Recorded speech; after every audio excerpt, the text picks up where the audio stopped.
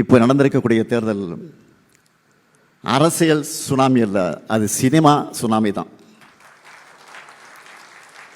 Cinema கவர்ச்சியை முதலீடாக்கி மக்களை மயக்கி வாக்குகளை வாங்கியிருக்கிறாங்க. அதுக்குன்னு எல்லா மக்களையுமே மயக்கிட்டாங்க இல்லை. பெரும்பான்மைக்கு தேவையான 110 இடங்களில் கூட அவங்க வெற்றி பெற முடியல. ஆக பெரும்பாலான மக்கள் தெளிவாக இருக்காங்க. கணக்கு போட்டு பாருங்கள், அந்த கட்சி நடிகர் கட்சி எவ்வளோ வந்திருக்கு? 107. இப்போ நம்ம தயவில் அவங்க ஆட்சி நடக்குது. தொடக்கத்தில் சொன்னேன், சிபிஎம் 2, சிபிஐ 2, விசிகே 2, இந்திய முஸ்லீம் லீக் 2, 8, அப்புறம் 5.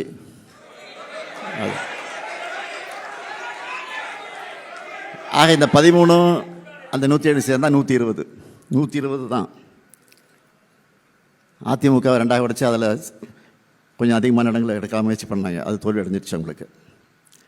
அதனால் என்றைக்கும் முதல் மேலே புண்ணி தான் நிற்கிறாங்க. என்றைக்காவது எந்த நாளாவது விரைவில் அதை கவிழத்தான் போகுது, அதில் எந்த சந்தேகம் இல்லை.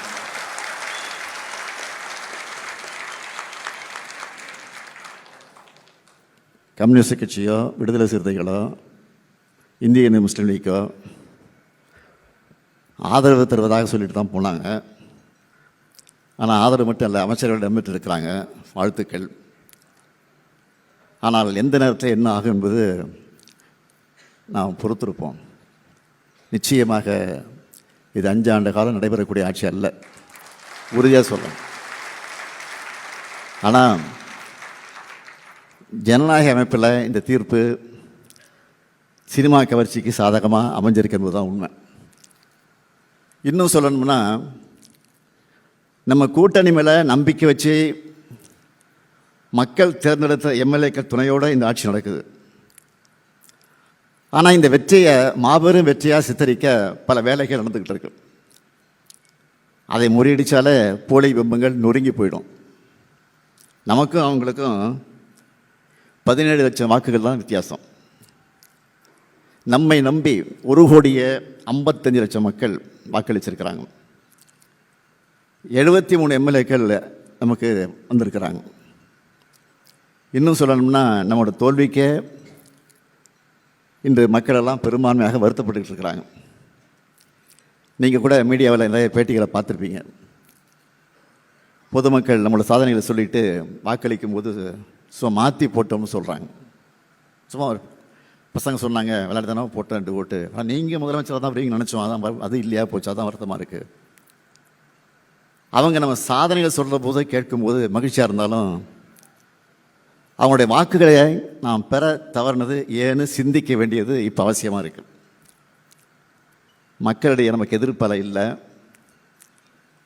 ஆனால் நான் தவறு விட்ட இடங்களில் இனியும் செருக்கிடக்கூடாது. இனிமேல் நம்முடைய பிரச்சாரத்தை பல்வேறு முனைகளில் நடத்தணும். அதைத்தான் தம்பி உதயநிதி பேசுகிறவர் சொன்னார். பிரச்சார யுக்தியும் ஸ்டைலையும் காலத்துக்கு ஏற்ற மாதிரி மாற்றணும். அறிவார்ந்த உரையாடல்கள் எந்த அளவுக்கு அவசியமோ அதே அளவுக்கு அதை நோக்கி இன்றைய இளைஞர்களை ஈர்க்க வேண்டியதும் அவசியம். அதுக்கு சோஷியல் மீடியாவை, சமூக வலைத்தளங்களை நாம் சரியாக பயன்படுத்திக்கணும். நம்மக்கிட்ட வரலாறு இருக்குது, கொள்கை இருக்குது, சாதனை இருக்குது, எதிர்காலத்துக்கு தேவையான தொலைநோக்கு பார்வை இருக்குது. இது எல்லாத்தையும் இளைஞர்களுக்கு எடுத்து சொல்லணும், அவங்களுக்கு புரிகிற மாதிரி சொல்லணும்.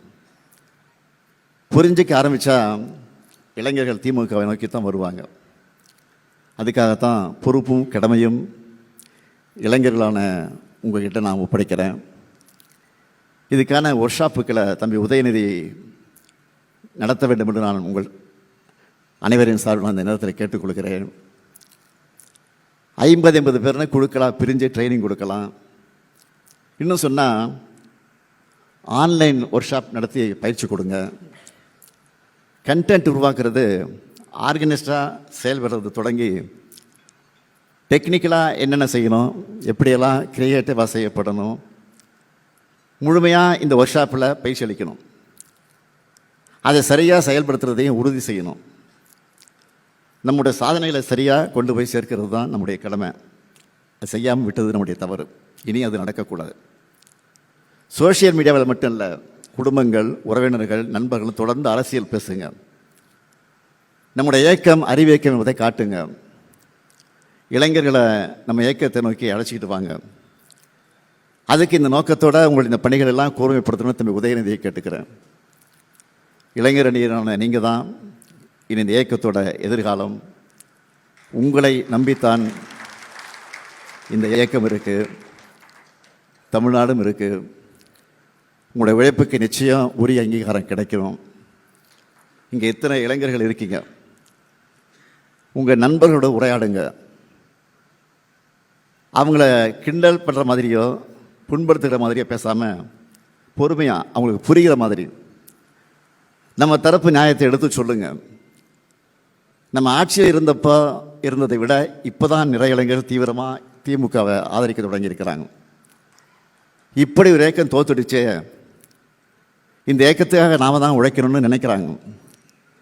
சோஷியல் மீடியாவில் நாங்கள் உழைக்க தயாராக இருக்கிறோம், எங்களை பயன்படுத்திக்கணும்னு சொல்லி என்னை மென்ஷன் பண்ணி நிறைய பேர் பதிவுகளை போட்டுட்டு வராங்க. அடுத்த 50 ஆண்டுகள் இந்த இயக்கத்தை இயக்க போகிறது உங்களை போன்ற இளைஞர்கள் தான். இனி உங்கள் காலம்தான். ஒரு வீழ்ச்சியை சந்திச்சிருக்கிறோம், இது தற்காலிகமானது தான்.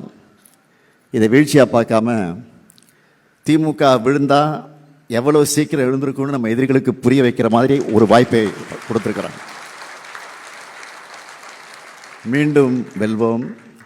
கழகத்தை வளர்த்து நீங்களும் உயர என்னுடைய வாழ்த்துக்களை தெரிவித்து விடைபெறுகிறேன்.